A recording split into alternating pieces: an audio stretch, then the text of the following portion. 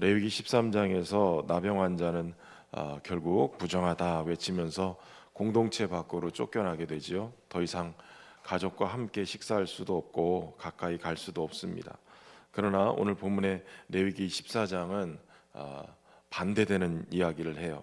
나병 환자가 이제 정결하게 되는 날에 규례가 이러하다라고 말씀하시면서 이제는 부정하다라고 끝난 것이 아니라 그가 다시 정결하게 되어져서 회복하는 그 길에 대해서 말씀하고 있습니다. 그러니까 죄로 끝나는 것이 아니라 회개와 정결하게 되는 날이 예비되어 있다라고 주님 말씀하시는 거죠. 격리됐던 자를 다시 부르시고 부정하다라고 외쳤던 자를 정하다라고 외치게 하시는 겁니다. 그러니까 하나님의 은혜는 우리의 죄의 깊이보다 더 깊고 또 우리의 상처보다 더 넓은 거예요. 그래서 오늘 우리가 다시 돌아올 수 있고 다시 깨끗해질 수 있고 주님의 은혜 앞에 가정과 또 공동체 안으로 회복되는 은혜를 말씀하고 있습니다.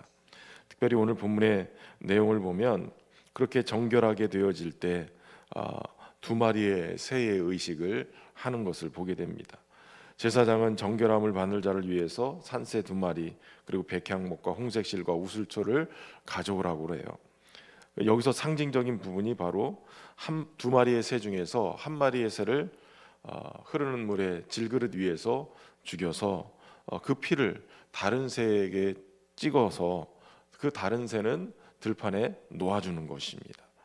그러니까 한 새가 죽고 다른 새가 자유를 얻는 거예요.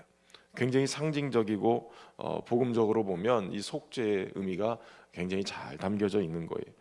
누군가의 죽음이 누군가의 생명, 이게 대속의 원리이죠. 죽은 새는 이 죄인을 대신한 이 희생을 얘기하고 날아간 새는 정결하게 된 자의 이 자유와 새 생명을 상징했습니다.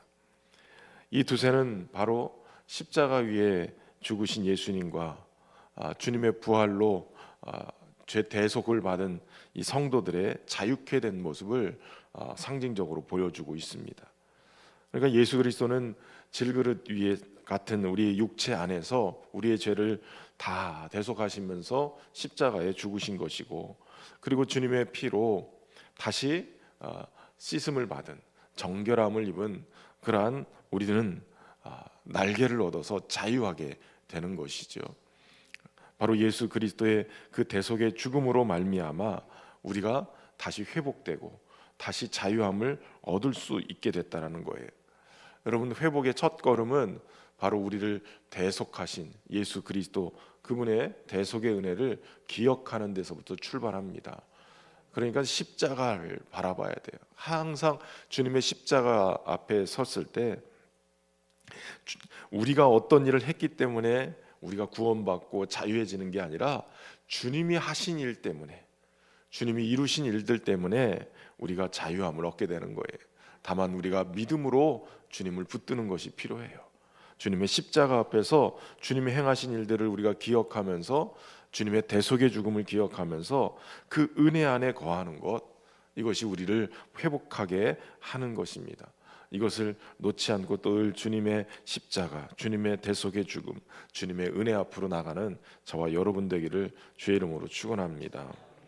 이러한 정결한 예식 후에 이 나병 환자는 옷을 빨고 몸을 씻고 그리고 다리털을 머리털을 밀어야 했습니다. 이것은 단순히 위생을 위한 행위 정도가 아니라 어찌 보면 과거의 옛 모습, 옛 자아를 다 제거한다라는 그러한 의미가 담겨져 있어요. 그러니까 하나님께 나오는 자는 이 과거의 죄와 교만 또 여러 가지 자기가 가지고 있었던 옛사람의 모습들을 다 싹 씻고 다 깎아내고 그리고 새 사람으로 서야 된다는 것이에요. 그러니까 진정한 회복은 그저 내가 나았다라고 얘기하는 정도에서가 아니라 이제 그렇게 죄짓고 살아왔던 삶의 방향을 완전히 새롭게 하는 거예요. 여러분, 회개는 뉘우치는 어떤 뉘우침 정도가 아니라 삶의 방향, 이것이 완전히 바뀌어야 되는 것을 말씀하고 있는 거예요. 습관이 바뀌고 삶의 구조가 아예 바뀌어야 됩니다. 그래야 또다시 그 자를 짓지 않게 되는 거예요. 이 사도 바울도 이전 것은 지나갔으니 보라 새 것이 되었도다라고 선포하고 있죠. 여러분, 새로운 삶, 아침마다 새로우니 날마다 새롭게 해주시는 주님의 은혜 안에서 사도 바울이 나는 날마다 죽노라라고 얘기할 때, 여러분 가만히 생각해 보면 우리가 하룻밤 저녁에 딱 자고 아침에 깨는 것, 자는 동안에는 죽은 거하고 똑같아요. 그리고 아침에 눈을 떠서 탁 새날을 맞을 때 우리에게 또 새 생명이 주신 그 주님의 새롭게 하심을 우리가 기억할 필요가 있습니다. 새벽을 깨워 이 아침에 주님의 말씀 안에 시작하는 저와 여러분이 주님이 주신 은혜를 기억하고 우리의 심령과 우리의 삶을 완전히 주님의 보혈로 깨끗하게 씻어서 성령 안에서 다시 출발하는 새 것이 되었음을 고백하고 선포하고 출발하는 은혜가 있기를 주의 이름으로 축원합니다. 그렇게 회복되는 그 과정 속에 아주 중요한 과정이 하나 더 있죠. 10절에서 20절에 보면 그가 다시 흠 없는 어린 순양 둘과 암양을 가지고 와서 제사를 드릴 것을 말씀해요. 속죄제, 속건제, 번제, 소제, 화목제, 이런 제사를 다시 쭉 하나님 앞에 쫙 드리게 됩니다. 그 말은 부정하게 되어져서 공동체 밖으로 쫓겨나고 집 밖으로 쫓겨나고 그리고 성막으로부터 쫓겨났던 그가 다시 복귀를 하는데, 개인의 정결함과 삶의 회복뿐만 아니라 예배자의 삶을 회복하는 것을 말씀하고 있어요. 하나님 앞에 가장 중요한 것이 뭐냐? 예배자의 회복이에요. 예배자로서 하나님 앞에 나가는 것이에요. 제사장이 특히 오른 귓불과 엄지 손가락 또 오른 엄지 발가락에 피를 바르고 그리고 그 위에 또 기름을 덧바르게 되어져요. 그런데 이 의식을 가만히 보면 출애굽기 29장에 제사장의 위임식과 동일한 것을 알게 되어져요. 그러니까 정결하게 돼서 다시 하나님 앞에 예배자로 서게 되는 사람은 사명자처럼, 제사장처럼 그렇게 똑같은 의식을 통해서 단지 과거의 옛사람의 옛 지위를 회복하는 정도가 아니라 하나님 앞에 예배자로 더 나아가서는 제사장과 같은 사명자로 서게 된다는 거예요. 여기까지 나가야 된다는 거예요. 여기까지. 그저 회개하고 눈물 흘리고 그리고 마음에 뭔가 카타르시스를 경험하고 그러고선 삶이 변하지 않는 이런 정도가 아니라 삶이 새로운 출발과 함께 더불어서 주시는 사명이 있다는 거예요. 그것은 다른 것이 아니라 복음 안에서 보면 거룩한 제사장으로 저와 여러분이 서게 된다는 거예요. 하나님 앞에 사명자로 서게 되는 거예요. 하나님은 깨끗하게 정하게 된 자를 다시 사용하세요. 그 은혜는 죄인을 깨끗하게 할 뿐만 아니라 예배자로 서게 하시고 사명자로 서게 되는 거예요. 저와 여러분은 왕 같은 제사장으로 하나님이 세우신 줄로 믿습니다. 그렇게 하나님의 거룩한 백성으로, 택하신 백성으로, 왕 같은 제사장으로 세우신 목적이 뭐냐? 그의 아름다운 덕을 선전하게 하기 위해서예요. 하나님이 우리에게 베푸신 은혜, 복음의 능력, 이것을 나가서 전하라는 거예요. 하나님이 나를 이렇게 정결케 하셨다. 주님이 나를 깨끗하게 하셨다. 내 안에 주님이 주시는 죄에서의 자유함, 이 자유함이 있다. 보라 새 것이 되었도다. 이것을 증거하는 삶, 나가서 말로 전하는 것도 중요하지만 내가 새로워진 삶을 우리 가족들이 알아야 돼. 내가 새로워져서 은혜를 받고 새롭게 시작됐다는 것을, 예배자로 사명자로 섰다는 것을 주변에 있는 성도들이 알아야 돼. 우리 사랑방 식구들이 알아야 된다는 거예요. 보니 은혜가 임했네. 뒤집어지는 은혜가 있었네. 그 삶의 변화가 그렇게 느껴져야 돼요. 오늘 주님 안에서 주신 사명을 다시 회복하고 그 사명자로 설 수 있는 그러한 넉넉한 은혜가 우리 안에 일어나기를 주의 이름으로 축원합니다. 그런데 오늘 본문에 보면 그러한 예배자로서의 회복과 제사의 의식들을 회복하는 과정 가운데 가난한 자, 힘이 미치지 못해서 가난한 자들은 이 재물을 드리는 거에 버거울 수 있어요. 그렇기 때문에 하나님은 속죄제와 번제를 축소해서 양 대신 산비둘기, 집비둘기 새끼 같은 것들을 드리라고 말씀하고 있는 거예요. 경제적인 조건을 가지고 주님의 은혜가 누구는 막 큰 것 많은 것 드렸으니 더 크게 주고 작은 씨뿌들기 새끼 드렸으니까 적게 주고 이러지 않으시는 거예요. 가난한 자에게도 동일하게 하나님의 은혜가 임하고 또 그에게 다시 동일한 사명과 은혜의 회복을 주시겠다라고 그 얘기하시는 거예요. 많은 자나 적은 자나 상관없이 하나님 앞에 나오고 사명자로 설 것을 말씀하고 있는 거예요. 구원이 우리의 능력이나 자격이나 조건 때문에 주어지는 게 아니라 오직 하나님의 긍휼 때문에 주어지는 거예요. 누구든지 주의 이름을 부르는 자는 구원을 얻으리라. 누구든지 오늘 새벽에도 누구든지 주님의 은혜 앞에 나가는 자 주님의 은혜 받을 줄로 믿습니다.